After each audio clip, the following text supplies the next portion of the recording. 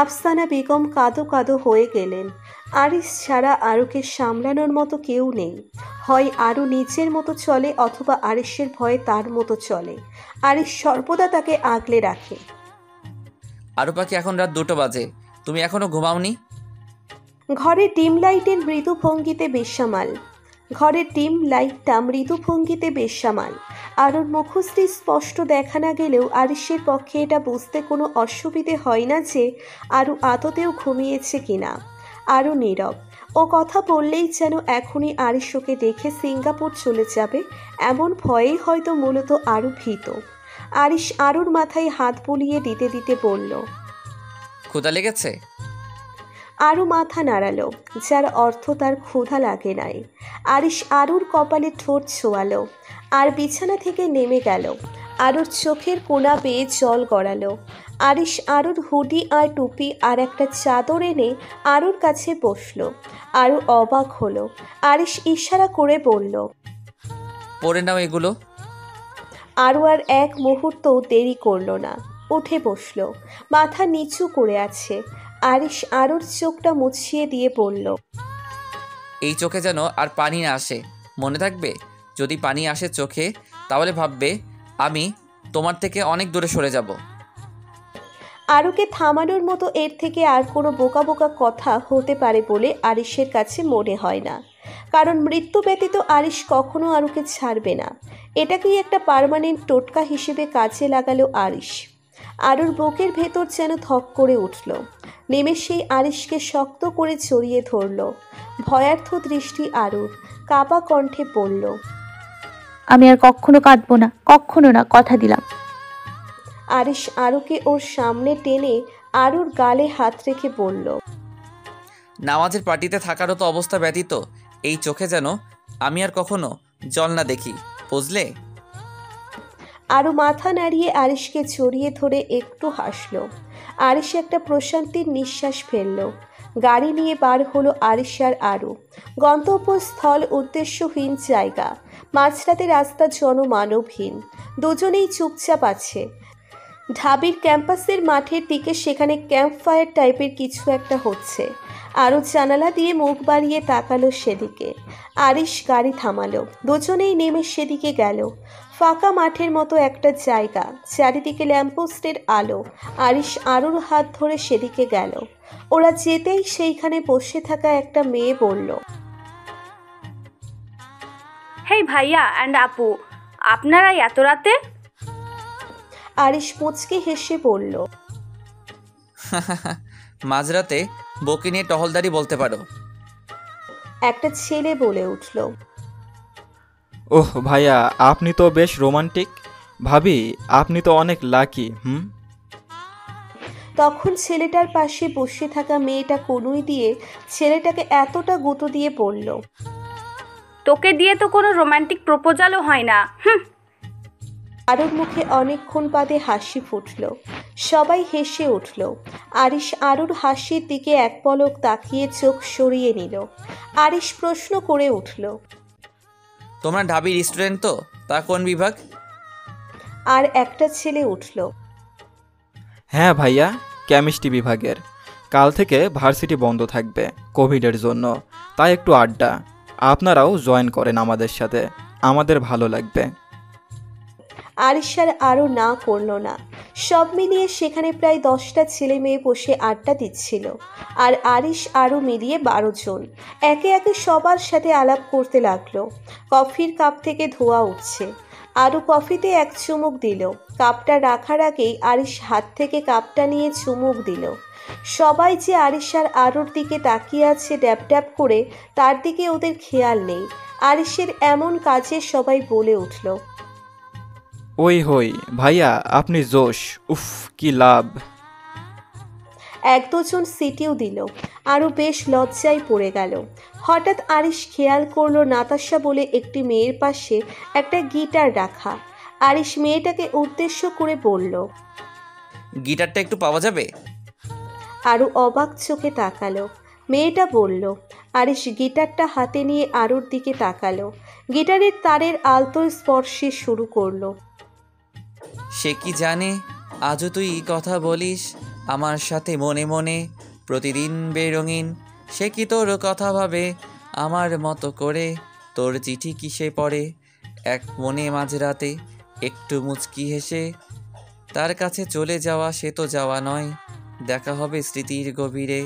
সে কি জানে অভিমানে তোকে হাসাতে, সে কি পারে বুকে ধরে তোকে বোলাতে, তোর প্রিয় গানকে তোকে শোনাবে। বল আমার থেকে কে তোকে ভালো জানে, ইশারাতে খুঁজে বেড়াই তোকে স্বপনে, তোর নাম দেখে হেসে ফেলি আনমনে।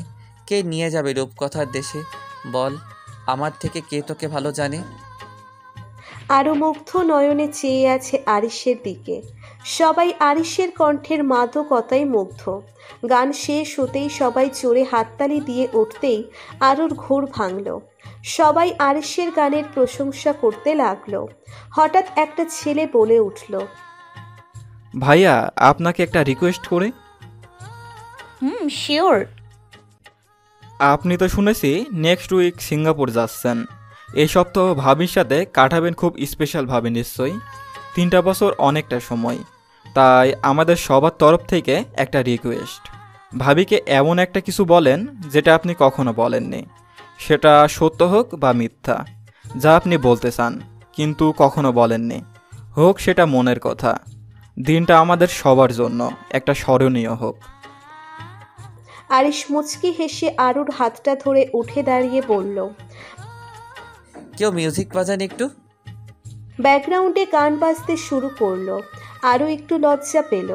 আরিশ গানের তালে আরুর সাথে নাচতে শুরু করলো। গান বাজছে ব্যাকগ্রাউন্ডে। ডুবে ডুবে ভালোবাসি, তুমি না বাসলে আমি বাসি। আরও শিউরে উঠছে আরিশের প্রতিটি স্পর্শে।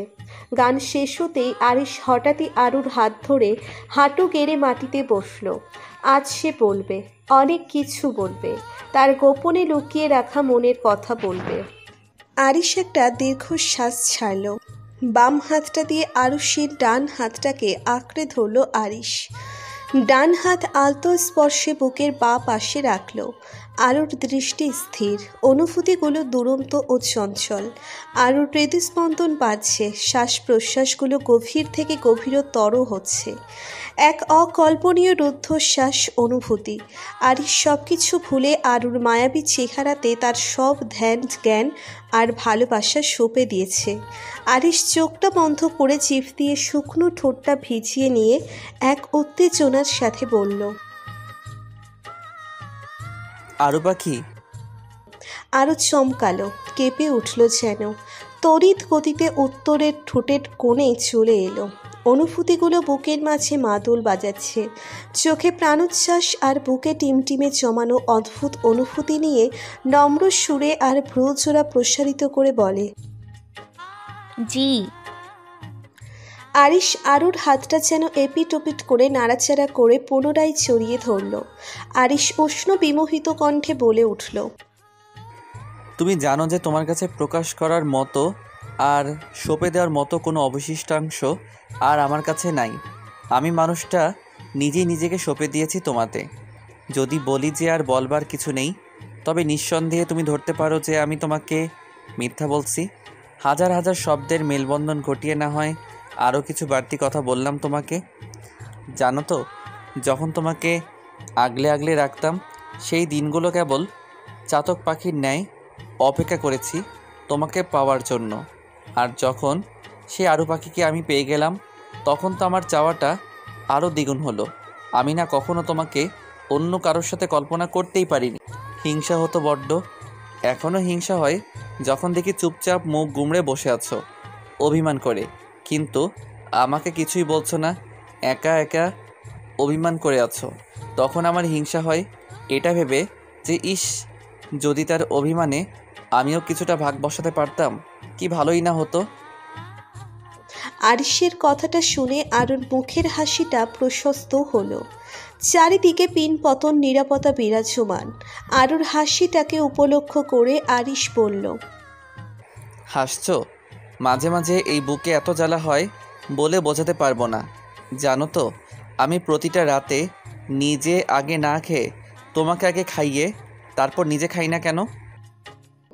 আরও কৌতূহলী দৃষ্টিতে চেয়ে মাথা নাড়িয়ে বলল, না। আমি জানি তুমি হাউসওয়াইফ না, আর হতে চাইলেও হয়তো আমি কখনো তোমাকে হতে দেব না। তুমি সারাদিনে যত কাজ করো তুমি কি তার হিসাব রাখো? আর সারাদিন এত কাজ করার পরও তোমার আগে আমি খেয়ে নিব, এটা ভাবলে কি করে? আরও ভ্রুকুচকে চাইল।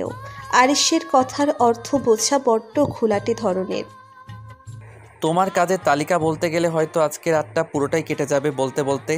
তার স্পেশাল কিছু কাজের মধ্যে আমার কাছে যেটা সবচেয়ে বেস্ট লাগে সেটা হলো এই যে তুমি সারাদিন আমাকে বিরক্ত করো সেটা। সকালে উঠতে না উঠতে তুমি যে রোজ হাতে গুনে আমাকে 4-4টে কিল মারো, তাতে আমার শরীরের ব্যথা কমে। মাঝে মাঝে কানে কামড়ে ধরো, সেটাতে মনে হয় যেন আরও বেশি শুনতে পাচ্ছি। যখন চুলগুলো টেনে দাও তখন সারাদিনে কাজের সব প্রেশার নেমে যায়, মাথা থেকে রিল্যাক্স লাগে। যখন মাঝে মাঝে হাতে কামড়ে দাও তখন যেন মনে হয় কেউ শরীরে অ্যান্টিসেপটিক পুশ করে দিয়েছে, আর আমি তখন আরও বেশি সতর্ক হয়ে যাই আর অন্য নারীর প্রতি আকর্ষণীয় অনুভব করি না। যখন তুমি আমাকে বকা দাও তখন আমি আমার ছোট্টবেলাটাকে খুঁজে পাই, আর যখন তুমি কাঁদতে কাঁদতে আমার বুকে এসে হামলে পড়ো তখন আমি আমার জীবনটাকে অনুভব করতে পারি। আমার সাথে অতপ্রতভাবে মিশে থাকা আমার আরু পাখি নামক এক অস্তিত্বকে অনুভব করতে পারি। একজনকে ভালোবেসে তার চোখের জলটা মুছিয়ে দিয়ে তাকে এক মুঠো সুখ এনে দেওয়ার জন্য একটা ঝুঁকি নিতে পারি। তাকে যেমন আমি অকারণে ধমকাতেও পারি, তেমনি তাকে অকারণে কাছে টেনেও নিতে পারি। এত কাজ করেও তুমি ক্লান্ত হও না? হ্যাঁ, মিস্টার অভদ্র ডিকশনারিতে ভালোবাসার জন্য কারো প্রয়োজন হয় না, শুধু মন চাইলেই ভালোবাসা যায়। অপ্রয়োজনে আর অকারণে ভালোবাসা, তাই তো বলি কারণে অকারণে ভালোবাসি। I love you for no reason. কথাটা বলে আরুর চোখের দিকে তাকালো আরিশ। আরুর চোখে জল টলমল করছে। আরিশ আরুকে ধমকের সুরে বলল, একদম কাঁদবে না আরু পাখি, তোমাকে না আমি বারণ করেছিলাম? আরু ফুপিয়ে উঠল। চোখ থেকে এখনো জল গড়ায়নি, তবে জমে আছে গোপনে। আরু ভেজা কণ্ঠে বলল, সব বারণ মারা যায় না মিস্টার অভদ্র, কিছু বারণ হয় অকারণেও। তাই আমাকে কাঁদতে দিন, প্লিজ কাঁদতে দিন। কথাটা বলে আরিশের বুকে হামলে পড়ল আরু। আর কাঁদছে, আর সেই চোখের জলে ভিজছে আরিশের মন। আরিশের চোখের কোণে জল এলো, তবে তা তৎক্ষণাৎ মুছে নিল। আরুকে জড়িয়ে আছে আরিশ। ওদেরকে ঘিরে থাকা সকলের চোখে জল। কেউ কেউ চোখও মুছছে। আজ বর্ষণ হচ্ছে অঝোর ধারাতে, ভালোবাসার বর্ষণ। ফুপিমা শোনো না, আজকে কিন্তু আমাকে ব্রেকফাস্টে ওই ডিম দিবা না, আমার খেতে একদম ভালো লাগে না। আর আমি যে ওই কথাটা তোমাকে বলেছি সেটাও মিস্টার অভদ্রকে বলো না প্লিজ। আরুর এমন নিষ্পাপ কণ্ঠ শুনে অনিকা খান বলে উঠলেন, আরিশ জানলে কি হবে শুনি? আরও ৪৫ ডিগ্রি অ্যাঙ্গেলে অনিকা খানের দিকে তাকিয়ে বলল, এখন কি তুমিও তোমার ছেলের মতো ডেভিল রূপ ধারণ করবা? অনিকা খান হো হো করে হেসে ফেললেন আরুর কথা শুনে। আরুর কপালে ভালোবাসার পরশ এঁকে বললেন, তোকে গোমরা মুখে মানায় না মা, তোকে এরকম চঞ্চলই ভালো লাগে, আর কখনো মন খারাপ করে থাকবি না। আরও হঠাৎই গম্ভীর স্বরে বলল, আচ্ছা শাশুড়ি আম্মা, মুখ গোমরা করে থাকলে কি আমাকে বেড়ালের মতো লাগে তুমিই বলো? অনিকা খান ফিক করে হেসে ফেলল, এসব তোকে কে বলেছে পাগল? মিস্টার অভদ্র বলেছেন। কালকে আমি একটু মুখটা গোমরা করেছিলাম, তাই উনি আমাকে এরকম বলবে। তুমি বলো, কত সাহস আমাকে বলে বিড়াল। অনিকা খান ফাজলামো করে বললেন, আরিশ যখন বলেছে ঠিক তখন বলতেও পারে। আরু রেগে গিয়ে বলল, ফুপি তুমি এরকম বলছো তো? তুমিও ওনার দলে হয়ে গেলে। হ্যাঁ, খাবো না আমি ব্রেকফাস্ট, করবো না আমি ব্রেকফাস্ট। আজকে মধুর বিয়েতে যাব, ওখান থেকে আমি মিরপুর চলে যাব। তোমার অভদ্র ছেলে সিঙ্গাপুরে সুখে থাক। কথাটা বলে আরও উঠে যেতে গেলেই আরিশ নিচে নামতে নামতে বলল,